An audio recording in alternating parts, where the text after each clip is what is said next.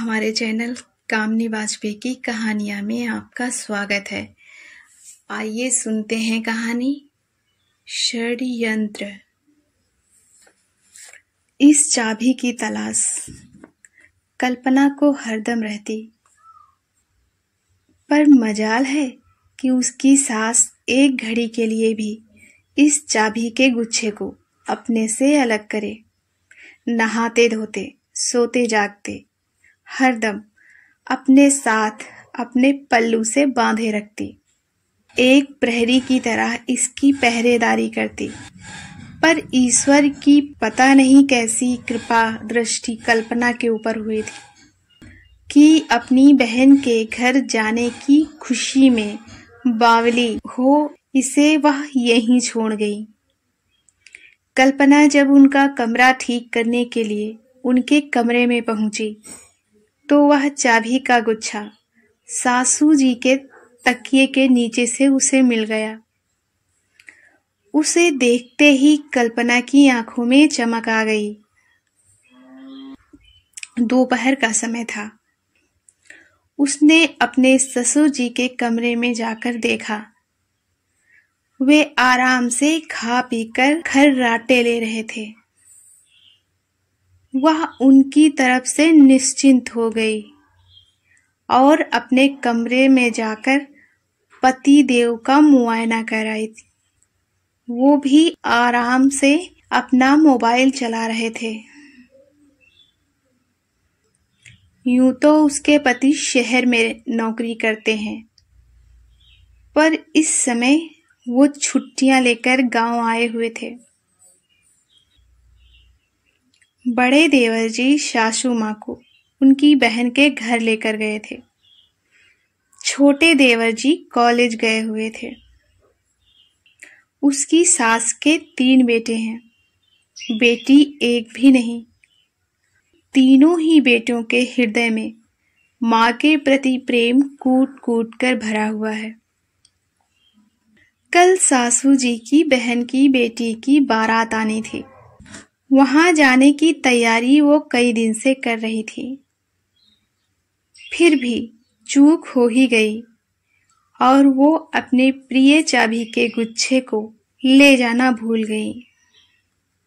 भूल गई या पता नहीं, कल्पना की विनती भगवान ने सुन ली। वह पति देव को मोबाइल में व्यस्त देख झांक कर लौट आई। अब रास्ता साफ था और वह अपनी सास के कमरे में रखा बड़ा सा बक्सा खोलकर देखने के लिए बेताब थी। उसने जल्दी से बक्से के ऊपर की ढकी चादर को हटाया। उसका दिल जोर जोर से धड़क रहा था कि कहीं कोई आ ना जाए, पर फिर उसने अपने को मजबूत कर उस बक्से का ताला खोल उसके ढक्कन को उठाया, पर उसमें रजाई, गद्दों, तकिया, गलीचे और चादर ही उसे दिखाई दिए। वह बहुत निराश हो गई और बक्से को फिर से बंद करने के बारे में सोचने लगी, पर अगले ही पल उसका माथा ठनका और उसके मन में ये विचार कौन गया कि आखिर मम्मी जी इसकी इतनी चौकीदारी क्या इन गद्दों और गलीचों के लिए करेंगी। वह यही सब सोच रही थी कि अचानक उसके पति सागर कमरे में दाखिल हो गए और लगभग डांटते हुए बोले, कल्पना, तुमने मम्मी जी का बक्सा क्यों खोल रखा है और इसकी चाबी तुम्हें कहां से मिली। कल्पना का जी धक से हो गया। अब वह क्या करे। उसने मन ही मन कृष्ण जी की प्रार्थना की, हे प्रभु, इस आफत से बचने का कोई उपाय सुझाइए। उसने सागर से कहा, अरे आप नाराज क्यों हो रहे हो। मैं यहाँ कोई चोरी थोड़े ही कर रही हूँ। वो तो मम्मी जी ने खुद मुझे चाबी पकड़ाकर ये कहा था कि बक्से के बिस्तर में सही से जमा दूं। मैं तो बस वही कर रही थी। अच्छा तो ठीक है, लाओ मैं तुम्हारी मदद कर देता हूं, वह नरम पड़ते हुए बोले। कल्पना के लाख मना करने पर भी वो उसकी मदद करने लगे। वो एक एक रजाई गद्दे उठा उठाकर तरतीब से रखने लगे। एक गद्दे की तह के बीच में उन्हें अचानक एक छोटा सा बॉक्स दिखा, जो 5 साल पहले चोरी हो गया था। वह कल्पना की तरफ आश्चर्य से देखने लगे। फिर बोले, कल्पना, ये तो चोरी हो गया था ना? कल्पना ने भराए गले से जवाब दिया, मुझे क्या पता क्या चोरी हुआ था और क्या चुराया गया था। मैं तो तब अपने मायके में थी। सागर ने लपक कर वो बॉक्स जल्दी से उठाकर खोला। कल्पना चुपचाप खड़ी थी, पर उसकी आंखें बरस रही थी।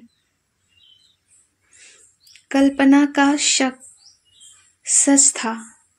उसके सारे गहने उसकी सास ने षड्यंत्र कर हड़प लिए थे। सागर ने जैसे ही उस बॉक्स को खोला, उसकी आंखें फटी की फटी रह गई। उसे यकीन नहीं हो रहा था कि उसकी माँ ने ऐसा किया है। क्या माँ ऐसा भी कर सकती हैं? वो यह सोचकर परेशान हो गया। ऐसा क्यों किया माँ ने? उन्हें जो चाहिए था वह मुझसे कहती, पर इस तरह षड्यंत्र कर कल्पना के जेवर चुरा लिए। उन्होंने तो अपनी बहू के गहने चुरा लिए, मुझे मेरी ही पत्नी के सामने शर्मिंदा कर दिया। कल्पना ने जब अपने गहने देखे तो उसकी आंखों से टप टप आंसू गिरने लगे। उसके हर एक जेवर से उसकी शादी की मीठी यादें जुड़ी थी। 1 किलो की करधनी थी उसकी, जो कि उसकी आजी सास ने दी थी मुंह दिखाई में। चांदी के हाथ फूल थे जो उसकी मौसी ने दिए थे। सोने के कंगन उसके ससुर जी ने उसे पहली रसोई में दिए थे। उसके मायके के झुमके, उसकी नाक की नथ, सोने की चेन जो उसकी माँ ने सागर को कलेवा खाने के समय पहनाई थी। उनकी सोने की 4 अंगूठियां जो उसके यहाँ आंचल पकड़ने के नेक में सागर को मिली थी। उसका सोने का हार, उसकी पांव की पाजेब और अंगूठी जो सागर ने सुहाग रात के दिन उसे गिफ्ट की थी। सब कुछ तो था उस छोटे से बॉक्स में। कुछ भी तो नहीं चोरी हुआ था। जब शादी के बाद दोबारा वह ससुराल आई थी, तब उसकी सासू ने बॉक्स देते हुए उसे कहा था, बहू, इसी बॉक्स में संभाल कर अपने सारे जेवर रख देना। एक दिन सागर ने उससे कहा था, कल्पना, तुम जितनी चीजें डेली यूज करो उतनी निकाल कर बाकी सब जेवर मम्मी के पास रख दो। कल्पना ने वैसा ही किया, पर सासू माँ ने उन्हें लेने से मना कर दिया और कहा, बहू, इन्हें तुम अपने ही पास रखो, नहीं तो जब तुम्हारा मन करेगा तो तुम मुझसे मांगने में संकोच करोगी। वह अपने सारे जेवरों को बार बार हाथों में लेकर देख रही थी। उसने सागर से कहा, चलो हम मम्मी जी के बॉक्स को जल्दी से बंद कर दें, नहीं तो कोई आ जाएगा। सागर ने आश्चर्य से उसकी तरफ देखते हुए कहा, आ जाएगा? क्या तुम कोई चोरी कर रही हो? सागर ने कल्पना से कहा। वह रोने लगी। सागर, मुझे माफ कर दो। ये चाबी मुझे मम्मी जी देकर नहीं गई, बल्कि उनसे गलती से छूट गई। मैं उनका कमरा साफ करने आई थी, तो मुझे उनके तकिए के नीचे मिल गई थी। जिस तरह से वो इस बक्से की रखवाली करती थी, मुझे शक हो गया था कि मेरे गहने चोरी नहीं हुए हैं। कल्पना, मैं नहीं जानता था कि माँ ऐसा भी कर सकती हैं। मैं बहुत आहत हूँ उनके इस कार्य से। उन्होंने अपने बहू के ही जेवर चुरा लिए।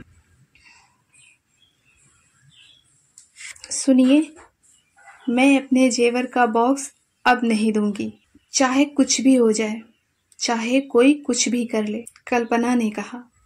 नहीं कल्पना, मैं तुम्हारे लिए दूसरे जेवर बनवा दूंगा।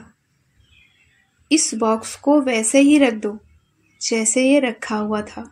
माँ को ये पता नहीं लगना चाहिए कि ये बातें हम दोनों को पता हैं, समझी? वरना माँ वो हमसे नजरें नहीं मिला पाएंगी। प्लीज कल्पना, ये जेवर रख दो। कल्पना ने दृढ़ता से कहा, ये मेरे जेवर हैं और मैं इन्हें किसी भी कीमत पर नहीं रखूंगी। मेरे साथ गलत करते वक्त उन्होंने सोचा था क्या? मुझसे झूठ बोला कि मेरे जेवर चोरी हो गए हैं। ऐसा करते वक्त उनकी अंतरात्मा ने उन्हें धिक्कारा नहीं? तब उन्हें तुम्हारी याद नहीं आई? मैं कोई चोरी तो नहीं कर रही, अपनी चीज तो ले रही हूं। कल्पना ने वो बॉक्स उठाकर अलग रख दिया और बड़े बक्से को बंद कर उसमें ताला लगाने जा रही थी। सागर ने उस बॉक्स को वापस रखने के लिए बार बार मिन्नतें की, पर वह टस से मस नहीं हो रही थी। कितनी मुश्किल से तो वह अपने खोए हुए जेवरों को पाई है। भला वह इन्हें अपने हाथों से कैसे जाने देती? मायके की कितनी ही शादियां उसने आर्टिफिशियल ज्वेलरी पहनकर बिताई हैं। चचेरी ददेरी बहनों और भाभियों को सोने के जेवर पहने देख उसे कितनी याद आई थी अपने इन जेवरों की। एक बार तो उसने अपनी सास से कहा था, मम्मी मुझे अपने झुमके दे दीजिए, जब मैं शादी से लौटूंगी तो आपको वापस कर दूंगी। उन्होंने उसकी बात का दो टूक जवाब दे दिया था, अरे नहीं, तू कोई चीज संभाल नहीं पाती। अगर तुमसे मेरे सोने के झुमके गुम हो गए तो तुम तो आकर मुंह लटकाकर बता दोगी, पर मेरे तो दोबारा से बनवाए ना बनेंगे। उसके बाद से उसने उनसे कभी कोई जेवर नहीं मांगा। कल्पना ने बक्से में ताला लगाकर चाबी तकिए के नीचे रख दी और सागर को कमरे में ही छोड़कर वह अपने जेवरों का बॉक्स उठाकर कमरे से बाहर जाने लगी। सागर ने आदेशात्मक लहजे में कहा, रुको कल्पना। आवाज में इतनी तल्खी थी कि कल्पना के पैर उसी जगह थम गए। सागर कल्पना के पास आकर सख्त लहजे में बोला, तुम ये जेवर इसी शर्त पर ले जा सकती हो कि इन जेवरों के बाद तुम्हें मुझे आजीवन त्यागना होगा। अब मैं तुम्हें इन्हें लेने से नहीं रोकूंगा। फैसला तुम्हारा है, तुम्हारे हाथ में है। वह इतना कहकर तेज कदमों से कमरे से बाहर निकल गए। कल्पना कुछ देर चढ़वत खड़ी रही। उसकी आंखों से टपकते हुए मोटे मोटे आंसू उसके जेवरों से भरे बॉक्स को भिगो रहे थे। उसने चुपचाप तकिए के नीचे से चाबियों का गुच्छा निकाला और बड़ा बक्सा खोलकर उस बॉक्स को बिल्कुल वैसे ही रख दिया जैसे पहले रखा हुआ था। चाबी का गुच्छा भी उसने तकिए के नीचे पहले की तरह ही रख दिया और दरवाजा बंद कर लिया। उसका जी चाह रहा था कि वह घर के किसी कोने में बैठकर जी भरकर रो ले। अगर वो गहने सागर उसे ले लेने देते तो क्या माँ इन गहनों के विषय में उससे कुछ पूछ पाती, कोई सवाल कर पाती, हमसे या उनसे? माँ की इतनी फिक्र और मेरी रत्ती भर भी नहीं। आज कल्पना को नींद नहीं आ रही थी। वहीं सागर आराम से खर्राटे ले रहा था। कल्पना का आज पूरा दिन रोते बिसूरते बीत गया था। उसे अपना बीता कल याद आने लगा था। उसकी सासू जी का रंग गोरा चिट्टा था और वैसी ही बहू वह अपने बेटे सागर के लिए लाना चाहती थी। पर कहते हैं ना कि जोड़ियां ऊपर से बन के आती हैं। इसीलिए कल्पना जैसी सांवली सी लड़की उनके बेटे सागर के इसीलिए कल्पना जैसी सांवली सी लड़की की उनके बेटे संग भंवर पड़ गई और वह उनके घर बहू बनकर आ गई। वैसे सागर भी कोई गोरा चिट्टा नहीं था, पर उससे क्या होता है, चाहता तो वह भी रूप सुंदरी ही था। बात यह थी कि कल्पना के पापा और सागर के पापा बचपन के दोस्त थे। दोनों ने स्कूल और कॉलेज की पढ़ाई साथ साथ की थी और दोनों के गांव भी आसपास ही थे। इसलिए दोनों में अच्छी दोस्ती बरकरार थी।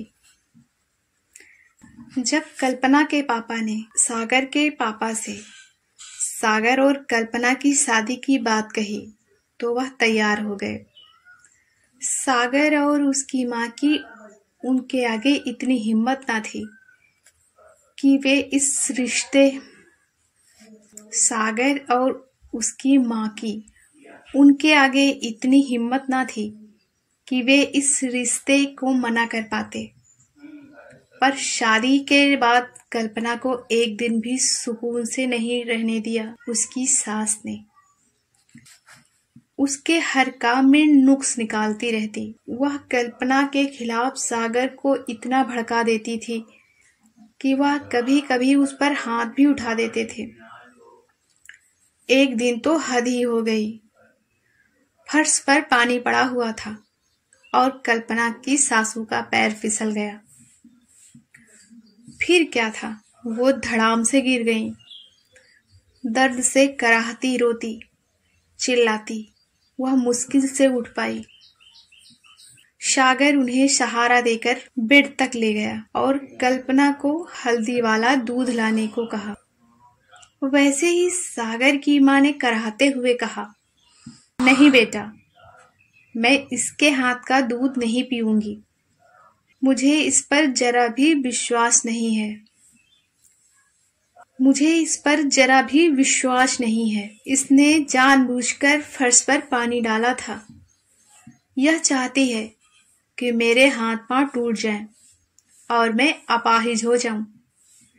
घर पर इसका ही राज हो।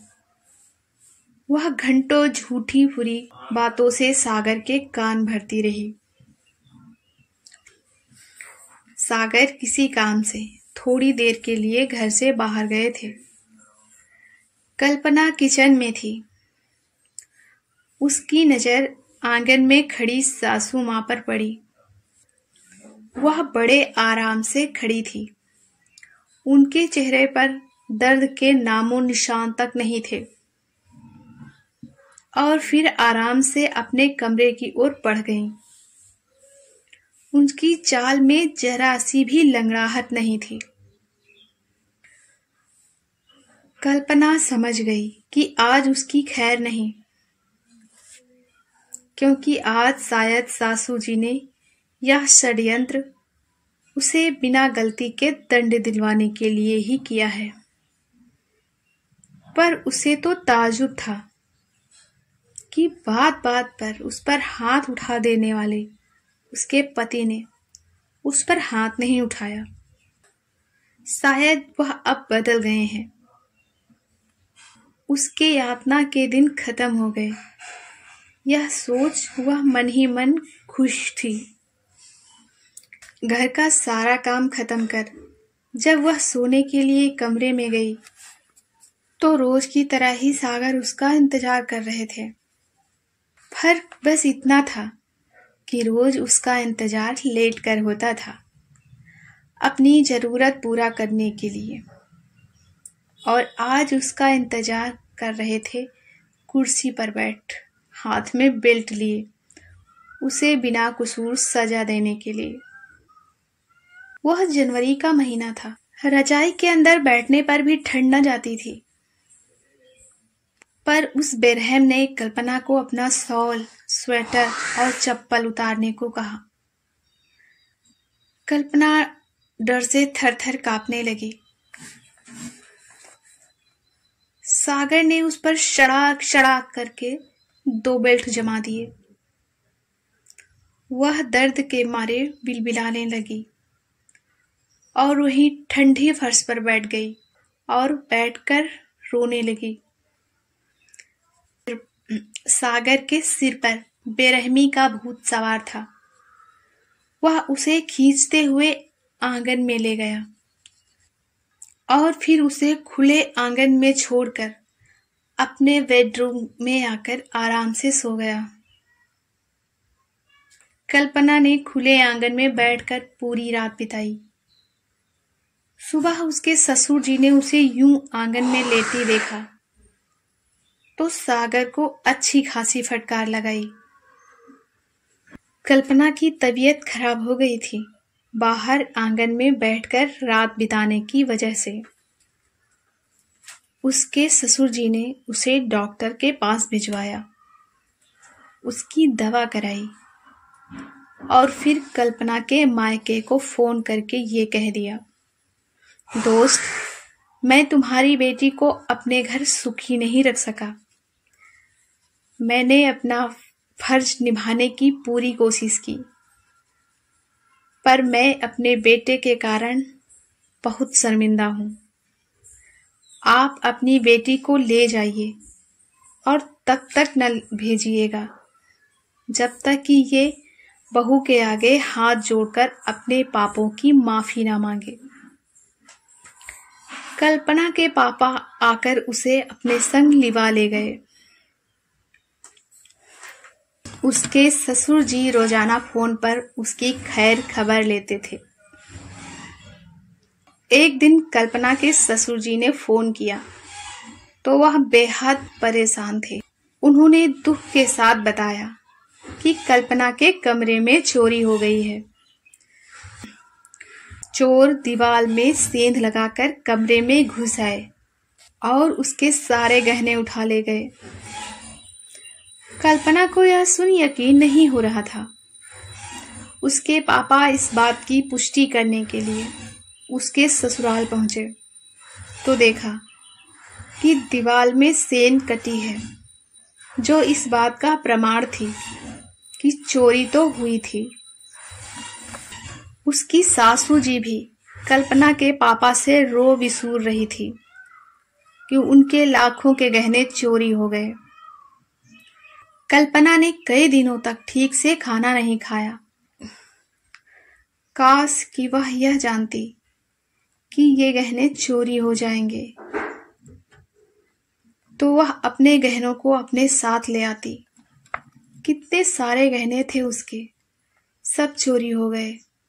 अब तो गहनों के नाम पर कान के बाले और गले का मंगलसूत्र और पैर में पतली सी तोड़ियां। बस यही सोच उसकी आंखों से टप टप आंसू गिरने लगे। मम्मी पापा लाख समझाते, बेटी गहने दूसरे बन जाएंगे, परेशान ना हो, पर कल्पना जानती थी कि अब यह मुमकिन नहीं।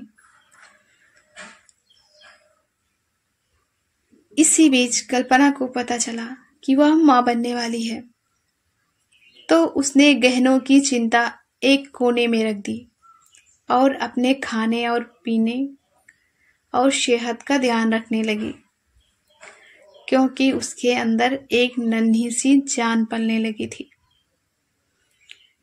कल्पना की मां कहती, बेटी ये बच्चा ससुराल में तुम्हारी ईमानदारी करवाएगा।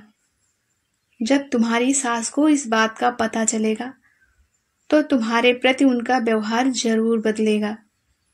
हुआ भी यही। सागर को अक्सर फोन आने लगा था। वह अपने किए की माफी मांगने लगे थे। वह घंटों कल्पना से घर वापस आने की चिरौरी करने लगे थे। कल्पना को भी उसके बर्ताव से ऐसा लगने लगा था कि वह बदल गया है। उसने घर फोन कर ससुर जी से इस बारे में उनकी राय जाननी चाहिए, तो उन्होंने भी उसे आश्वस्त करते हुए कहा, हाँ बेटी, यहाँ सब पहले से काफी बदल गए हैं और तू मां बनने वाली है, यह सुन तेरी सास फूली नहीं समा रही है। तू अब घर चली आ बेटी, तुझे अब यहाँ कोई कष्ट नहीं होगा। वह सागर के साथ ससुराल चली आई। उसे यहाँ कोई कष्ट नहीं मिला। अब अपनी जिंदगी में खुश भी है वह। सागर ने कभी भी उस पर हाथ नहीं उठाया। कभी किसी कारण बहुत नाराज हुए तो 2-4 दिन बातचीत बंद कर दी, बस। इस बार कल्पना जब से अपने मायके से लौट कर आई थी, उसने एक बात नोटिस की थी। मम्मी जी के कमरे में बिस्तरों वाला जो बड़ा बक्सा रखा हुआ था, अब उसमें दोनों कुंडों में 2 बड़े ताले लटक रहे थे। उसे यह देख आश्चर्य हुआ कि जो बक्स अब तक यूं ही पड़ा रहता था, उसमें बड़े बड़े ताले लटक रहे हैं, जिनकी चाबियों को मम्मी जी उसे छूने तक नहीं देती। यह देख उसके मन में शंका के बीज उगने लगे थे। आज यह पता लग गया कि उसकी शंका निर्मूल नहीं थी। उसे अब सब समझ में आने लगा था कि सासू जी उस दिन गिरी नहीं थी, उसे प्रताड़ित करवाने के लिए गिरने का नाटक किया था। उसे मार पीट कर मायके जाने पर विवश कर दिया, शायद इसीलिए कि वह अपने षड्यंत्र में कामयाब हो सके। वह यह सब याद कर तकिए में मुंह छिपाकर सिसकियां भर रही थी कि सागर की नींद खुल गई। कल्पना, कल्पना, चुप हो जाओ। उसने उठकर कमरे की लाइट जलाई और कल्पना के चेहरे पर पड़ी लटें हटाई और उसके आंसू पोंछते हुए माथे को चूम लिया। कल्पना, मैंने मम्मी की बातों में आकर तुम्हें बहुत कष्ट दिए, पर बस अब नहीं। मैंने वो जेवर तुम्हें नहीं लेने दिए, इसलिए मुझसे नाराज हो। मैं इस बात के लिए तुमसे माफी मांगता हूं, मगर इसके साथ तुमसे एक वादा भी करता हूं कि अगली बार तुम्हारे ससुराल में या मायके में कभी किसी शादी ब्याह में तुम आर्टिफिशियल ज्वेलरी नहीं पहनोगी। और हाँ, अपनी पैकिंग कर लेना। कल्पना ने उसकी तरफ निहारते हुए पूछा, क्यों? मुझे मायके छोड़ कर आओगे? ना कल्पना, अब तुमसे दूर रह पाऊं इतनी मुझ में ताकत नहीं, इसलिए अपनी प्यारी कल्पना को अपने साथ लेकर जाऊंगा। यह कहते हुए सागर ने कल्पना को सीने से लगा लिया। हमारी पूरी कहानी सुनने के लिए आपका बहुत बहुत धन्यवाद। हमारी कहानियाँ आपको कैसी लगती हैं प्लीज़ कमेंट करके ज़रूर बताएं। अगर आप हमारे चैनल पर नए हैं तो लाइक, सब्सक्राइब और शेयर करें।